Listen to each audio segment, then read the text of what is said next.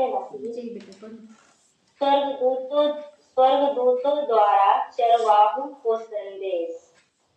और उस देश में कितने गठरिये थे जो रात को मैदान में रहकर अपने झुंड का पहरा देते थे, और प्रभु का एक दूत उनके पास आ खड़ा हुआ, और प्रभु का तेज उनके चारों ओर चमका, और वे बहुत डर गए। तब स्वर्गदूत ने उनसे कहा, मत डरो, क्योंकि देखो, मैं तुम्हें बड़े आनंद का सुसमाचार सुनाता हूँ, जो सब लोगों के लिए होगा, कि आज दाऊद के नगर में तुम्हारे लिए एक उद्धारकर्ता जन्मा है, और यही मसीह प्रभु है। और इसका तुम्हारे लिए यह पता है कि तुम एक बालक को कपड़े में लिपटा हुआ और चरनी में पड़ा हुआ पाओगे। तब एकाएक उस स्वर्गदूत के साथ स्वर्गदूतों का दल परमेश्वर की स्तुति करते हुए और यह कहते हुए दिखाई दिया, आकाश में परमेश्वर की महिमा, और पृथ्वी पर उन मनुष्यों में जिनसे वह प्रसन्न है शांति हो। आमीन। आमीन। हालेलुया। हालेलुया। हम सबने सुना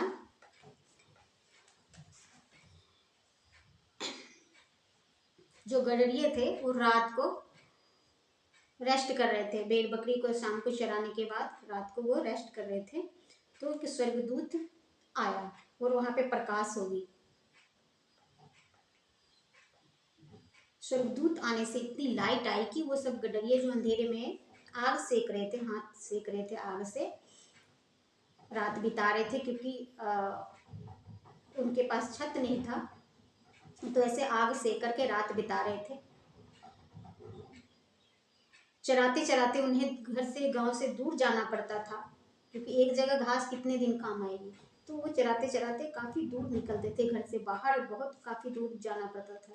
तो वो रात वहीं बिता लेते थे चराते चराते। शाम हो जाती होगी तो वो घर रिटर्न होने तक वो बिल्कुल रात हो जाएगी, तो वो सोचते थे कि हम रात यहीं बिता लेते हैं, सुबह फिर खिला के चले जाएंगे, या हफ्तों तक चराते रहते थे। तो वैसी कंडीशन में वो वहाँ पे रात बिताने के लिए, ठंड का दिन था, तो गडरिये रात को आग जलाकर हाथ सेक रहे थे, और वहाँ पे परमेश्वर का स्वर्गदूत आया और प्रकाश हो गया। तो सब गडरिये हैरान हो गए, और स्वर्गदूत ने मैसेज दिया कि तुम्हारे लिए दाऊद के नगर में एक उद्धारकर्ता जन्मा है। सबसे पहले स्वर्गदूत गडरिये के पास गया, कोई राजा के पास नहीं गया, कोई अमीर आदमी के पास नहीं गया, गडरिये के पास गया जो अंधकार में भेड़ बकरी को चरा रहा था। और परमेश्वर का मैसेज आया कि तुम्हारे लिए एक उद्धारकर्ता जन्मा है, अर्थात मसीह प्रभु दाऊद के नगर में तुम्हारे लिए एक उद्धारकर्ता पैदा हुआ है, जो तुम्हारा उद्धार करेगा। अगर हम आज भी गडरिये को देखें, जो भेड़ बकरी को चराता है उसको गडरिया बोलते हैं, तो आज भी अगर हम इसको देखें तो कोई इसकी ज़्यादा हैसियत नहीं है समाज में, इसकी कोई पोजीशन कोई खास लेवल की नहीं है। इसको लोग ग्राउंड लेवल पे ही देखते हैं, इसको लोग साइड ही करते हैं, इससे कोई ज़्यादा कोई प्यार नहीं करता, क्योंकि उसकी बॉडी से स्मेल आती है, उसका रहने का ढंग, उनका खाने का ढंग अलग होता है। उन्होंने वही मैसेज दिया कि हम जब दुख में, हमें चिंता में हैं, परेशानी में, हमें कुछ दिखाई नहीं देता, तो परमेश्वर कहते तुम्हारे लिए एक प्रकाश चमकता है। जब स्वर्गदूत आते तुम्हारे जीवन में, परमेश्वर आ गया है तुम्हारे जीवन में, वो दुनिया का पालनहारा अब फिर से सृष्टि पर आ गया है, तुम्हारे दुखों को सुनने के लिए, तुम्हारी चिंता को सुनने के लिए, गरीब, लाचार और परेशान लोगों की।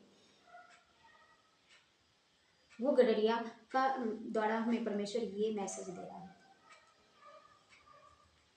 आज भी देखेंगे परमेश्वर के भवन में सबसे पहले गरीब, लाचार, दुखी, परेशान लोग आते हैं। अगर आपके पास करोड़ों की दौलत है लेकिन लाइलाज बीमारी है, तो आप गरीब में ही गिने जाओगे, क्योंकि आप इलाज ही नहीं करा पा रहे हो। तो पर पैसा तो किसी काम का नहीं, फिर तो आपकी हैसियत उतना ही है जितना गरीब की है। वो पैसा तो आपके लिए मिट्टी है।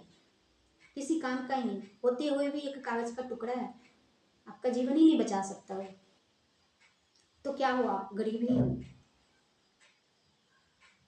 सो ऐसे लोग ही परमेश्वर के पास आते हैं, जो जिसका जीवन अंधकार में होता है। तो परमेश्वर ने ये मैसेज हमें गडरिये के द्वारा दिया कि जब तुम्हारा जीवन अंधकार में है तो समझो कि प्रकाश आया है तुम्हारे लिए, विश्वास करो।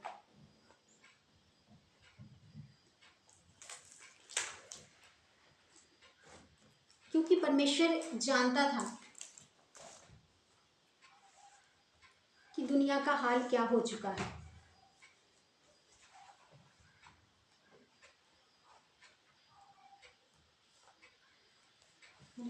सो परमेश्वर अपने नबियों को भेजता था। पुराने नियम में बहुत सारे नबियां आए कि जाओ मेरे लोगों को मैसेज दो, जाओ मेरे लोगों को सही रास्ता दिखाओ, पर लोग नहीं माने, लोग नहीं सुधरे, कुछ सुधरे कुछ नहीं सुधरे, कंडीशन दुनिया की वही रही। तो जगत के मालिक ने सोचा कि अब मुझे जाना पड़ेगा, अब मैं स्वयं जाऊंगा और खुद धरती पर जाकर के अपने लोगों को मैसेज दूंगा, समझाऊंगा, सिखाऊंगा, चलना सिखाऊंगा, उसके जीवन के दुखों को दूर करूंगा, उसकी चिंता को दूर करूंगा। क्योंकि बहुत सारे यहाँ पे धरती पे आए हैं, हम किसी धर्म के, किसी गुरु को, किसी महात्मा को हम बुरा नहीं कह रहे, हमें इस बात की गहराई को समझना है कि यीशु मसीह डिफरेंट क्यों है, यीशु मसीह को हम क्यों इतनी महिमा दें, यीशु मसीह की हम क्यों इतनी तारीफ करें। हम अगर जानेंगे कि सचमुच वो लायक है, तब हम क्यों नहीं करेंगे, हम जज करेंगे। लिखा है कि कितने ही आए यहाँ पे, कितने ही यहाँ से चले गए, कोई यहाँ बैठा नहीं रहा, कोई भी बैठा नहीं रहा। आप भी आए हो, हम भी आए, यहाँ बैठे नहीं रहेंगे। कितने ही संत गुरु महात्मा आए, यहाँ पे बैठे नहीं है। कोई भी साबित कर दो कि वो जिंदा परमेश्वर वहाँ है, वहाँ पे विनती प्रार्थना एग्जैक्ट सुनी जाती है, कोई मुझे बता दे। नहीं मिलेगा आपको। बड़े बड़े आए, समाधि ले लिया या यहाँ से चले गए, जो भी तरीका है उनका हम मानने का, लेकिन यहाँ पे रिटर्न कोई नहीं आया। रिटर्न सिर्फ यीशु मसीह आया। उनको मार दिया गया था और वो तीसरे दिन जीवित हो गए थे। ये बहुत सारे लोग दावा करते हैं कि हाँ फलाना भी मर के जिंदा हुआ, ठीक है, हम मान लेते हैं, हम यकीन करते हैं, लेकिन क्या यीशु मसीह की कंडीशन की तरह उनको मारा गया था? ऐसा नोच नोच के मारा गया था उनको, इतनी इंसल्ट के साथ। एक इंसान की इंसल्ट हो जाती है ना, लोग कहते जीते जी में मर गया, उतनी इंसल्ट, उतना उनके शरीर के साथ तारना, ऐसा कोई प्रूफ बताएं। परमेश्वर ये हमसे पूछने की, ठीक है तुम जो भी बोलते हो हम मानने के लिए तैयार है, लेकिन सेम मुझे यीशु मसीह जैसा कोई दिखाओ।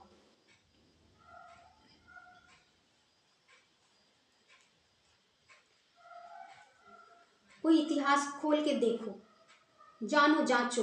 यीशु मसीह डायरेक्ट नहीं कह रहे कि मानो, कह रहे खोलो इतिहास, जानो, परखो, जाओ अपने पिछले इतिहास में, हजारों साल पहले जाओ, 2000 5000 जितने जा सकते हो जाओ, जाओ और ढूंढ के निकालो, क्योंकि यहोवा परमेश्वर दावा कर रहा है।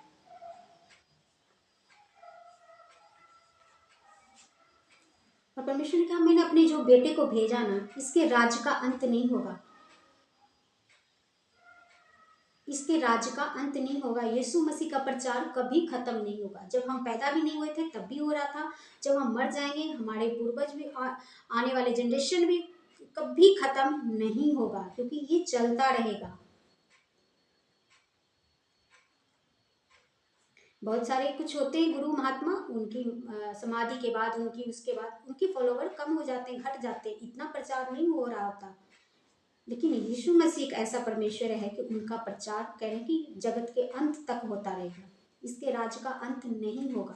लोगों ने उनको सोचा मार देते हैं, खत्म कर देते हैं, उनके राज्य का अंत हो जाएगा। एक यीशु मसीह को मारा, उनके 12 चेले पैदा हो गए, 12 से आज अरबों खरबों में है परमेश्वर का। परमेश्वर के लोगों को परमेश्वर ने ये कहा कि तुम मेरे लोगों को जितना मारोगे, जितना सताओगे ना, ये उतना ही और बढ़ेंगे।